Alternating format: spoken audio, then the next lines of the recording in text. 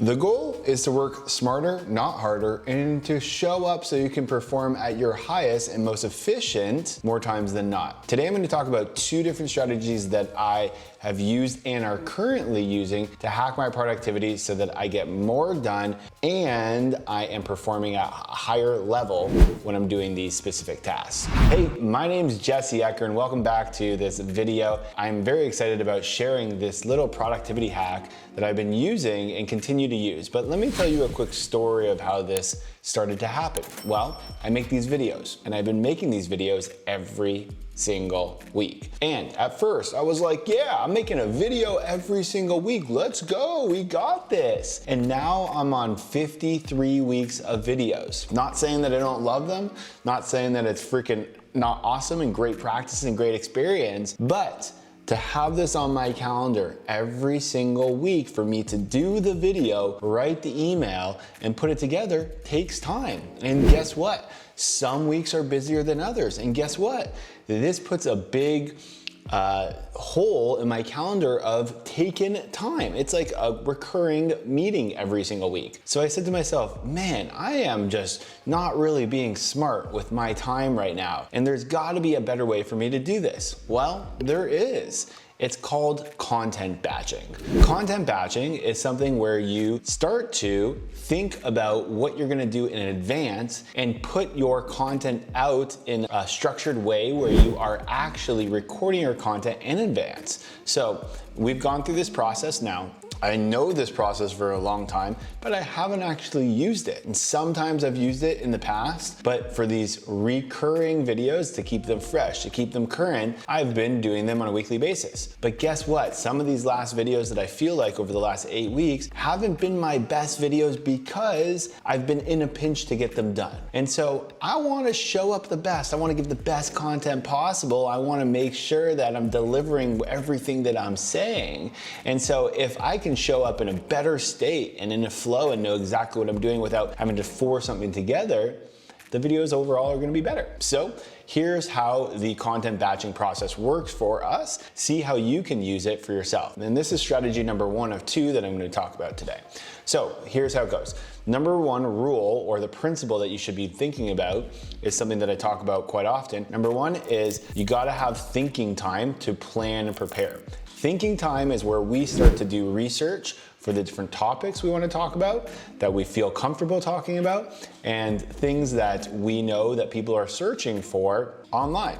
So the thinking part is we got to actually think what videos we're actually going to do. Now, it's really difficult to think, do, and execute all in the same block of time, and it's very hard to do that with a big group of videos. So the first step to the process of content batching is thinking, what do we want to do? The second step of this was we got to do it. So what do we need to do? We need to plan in our calendar in advance a full block of time that we want to do the videos that we basically said, or do the tasks we said we're gonna do, right? If you're using something different. And so how much time is gonna be dependent on how long you think it's gonna be? Well, for me, a video can take anywhere from 7 minutes to 20 minutes, depending on how long the video takes, all right? And so if I wanna do 5 videos, well, I'll probably block myself out anywhere from 90 minutes to 2 hours. 2 hours to do 5 videos so that I can think it through. Maybe I can get some cool scenes. I don't know, something different than maybe than I have before. And I'll give myself 2 hours so I give some buffer time so I'm not like crunched for time. 2 hours to do 5 videos,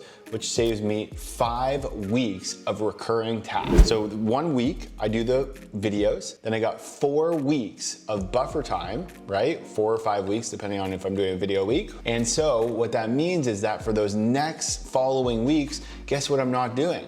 I'm not doing the video. And guess what that does? It clears my brain up to think about other things in my business, other tasks I can be doing, different parts of the business for me to optimize, to refine, to improve, and to make better. Instead of constantly thinking about how do I do this again, or what's the next video I'm doing, I've got it done. This is huge. This is massive because I just went from 2 hours every single week to like basically putting it together because I was thinking, I was doing, and I was like basically executing the email, to doing the videos in 2 hours. And then I would have to now take the next step of writing the emails, okay? Now, there's part of the email that I want to keep really current. It's called the weekly thoughts for myself. When I do the weekly thoughts, it's based off the week. So I want to keep that current, but guess what? That only takes me 15 minutes to write. So instead of taking the whole process of 2 hours, I'm gonna do everything in that 2 hour block of the videos. I'm gonna have one more block of maybe another 2 hours for the emails, the top half of the emails. And then every 15 minutes, for every following week, for 15 minutes, it's gonna take me to do my weekly thoughts. That seems pretty optimized to me. That seems, not only am I getting my best work done through this block of like basically, you know, executing, showing up, understanding that I'm gonna be doing this, but I'm also giving myself space to do other things in addition. So you can do this with videos, you could do this with social media posts, you could do this with writing, you could do this with planning, you could do this with whatever you want. So anything that you're creating on a recurring task for creating something, you wanna think about how can I put it together in a batch period so that I could do it once, then all I have to do is dispose of it or let it go, like put it in different places. So distribute it. That's the word, distribute it, dispose of it. So distribute it in different places so that you can then see the results from it, right? So that's the first part of this. So if you're doing anything creative on a recurring basis, gotta start to work smarter, like I wasn't doing and now I'm starting to do. Now, this video is not batch, this is real time, but this is what we're gonna be starting to do. Doesn't make it any less effective. You're not gonna be like thinking like, what the heck, Jesse? Like, why aren't you doing real-time videos anymore? Hey, if I wanna do a real-time video, I'll do a real-time video. But it's not gonna be less effective for you. I'm still delivering the message of the video. So no one's gonna be complaining about it. You're gonna be happy that I'm doing it and I'm giving you full energy and I'm coming off that I'm showing up at a high performing level. So that's number one, is if you're doing anything on a creativity level on a recurring basis, think about how do I batch that? How do I make this a simpler process to do this in a chunk of time so that for the rest of the period, month, 2 months, 90 days even, I can have space to work on other things to move my business forward on my lead side, on my sales side, on my fulfillment side, all right? So that is number one, the content side. Now, number two, there's gonna be a recurring task for you on basically on a lag basis, meaning that you're gonna be having recurring tasks based off of looking back, where it's like reflecting or reporting or some sort of basis where you have to gather data to get some sort of clearer picture of like how things are done. So you have these recurring tasks of like, maybe it's like reporting or checking in on things. I'm not talking about email, but I'm talking about there's these recurring things that you wanna make sure that you're checking in on or reviewing, reporting or something like that. So most of these things can't be fully outsource. Maybe it can, but you got to think about it. But you want to think about what in that process do you need to do yourself? What in the process do you need to do in yourself? Like, it's mandatory for you to do it. And you'll probably find that the only thing that you really need to do is the review part. And the review part can take only a couple minutes. What takes a long time is getting those reports together or getting the information together and gather the information. So there's two ways that you can do this to work smarter so you can be more productive. And again, have a clearer mental space for you to be more effective and show up higher in your performance on an ongoing basis. So number one is use software. Use software and tools. There are so many amazing tools that can help you streamline what you're doing. Zapier is one of them, and any other software or tools that you might be able to think that creates some sort of automation, right? So for us, some of our CRMs, they'll actually create a saved report for us on a weekly basis and then email it to me, and then I email it to me on Fridays, and then I just check it on a Friday, right? So what you'll do is you'll have to set up the report once, you save it, you create some sort of automation or process that it will do on a weekly basis, and then it will actually send to you or create a process for you to only have to review. So I want you to think that there's gotta be a software or there's gotta be a system to create some sort of automation with what I'm doing. That's number one. Now, if there's not, and you need some manual process, well, guess what? There are so many extremely talented people that you can pay on a very, very, very small budget to get this stuff done for you. I want you to think about your hourly pay. How much would you like to be earning in your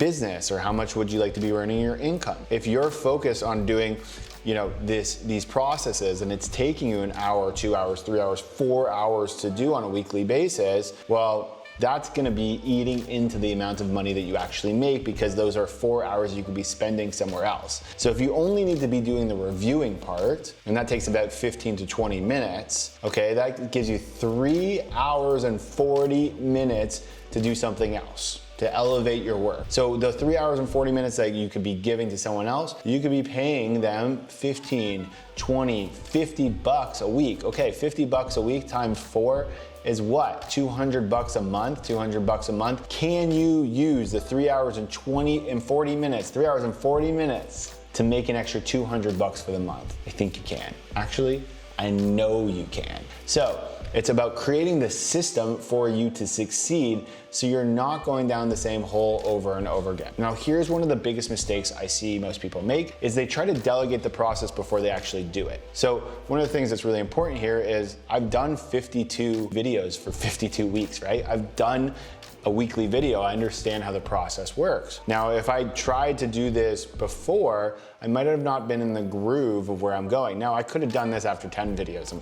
I've done it enough, okay? I wanted to go through the process, but it's hard to delegate or move or systemize something until you fully understand it. So it's important for you to try to prove the process first and then work with someone or work with whoever it is to help you systemize it, automate it, optimize it, refine it. It's really hard for you to optimize and refine things if you don't know the exact process that goes to it from start to finish, right? So we want to know the process so that we can then go out and get some assistance or create some sort of automation for us to be able to work smarter and be more productive through the times that we are working. It's important that you do that. Now, I heard this as far as training goes. If you are interested in delegating to another person, well, first you need to know what you're doing, obviously, but there's 3 phases of doing this. One is they do it with you. So you do it, they watch you on video on Zoom, or they watch you screen share or through a Loom video, all right? I'll put some of the links below. The second is you do it with them. You watch them on Zoom, you watch them do a Loom video, you see how they're doing, but I like to do it live so they can get some real feedback from you. And then the third is they do it and then you review it. If you can take people through those 3 stages, so you're not just delegating, putting it on someone, expecting some better results, you will see better results, you'll see more consistent results, and you'll be a lot more happier with the output that you're getting from your delegation team. All right, so those are the 2 strategies. Is make sure that if you're having any content type of creativity recurring tasks, batch it. Figure out how do you systemize it so that you can create more mental space for you to be more creative throughout the time, so you're not just focused on the same thing over and over again. The second, if you have anything like on a lag event where it's a recurring task where it's like reporting, reviewing, what do you have to do in that process? What do you mandatory have to do? It's probably a review process. So how can you automate or delegate the process before, so only you're reviewing, and use that time that you would be creating those reports or those reviews, use that time to go elevate your work and make yourself some more money. I appreciate you being here. Let me know what you think in the comments below. I really appreciate every comment that I get. I try to respond to as many as I can. As well, if you like this video, what's really great is you give me a thumbs up for it. That really helps me a lot as well. I appreciate your time, I appreciate your attention, and thank you for watching this video. Bye for now.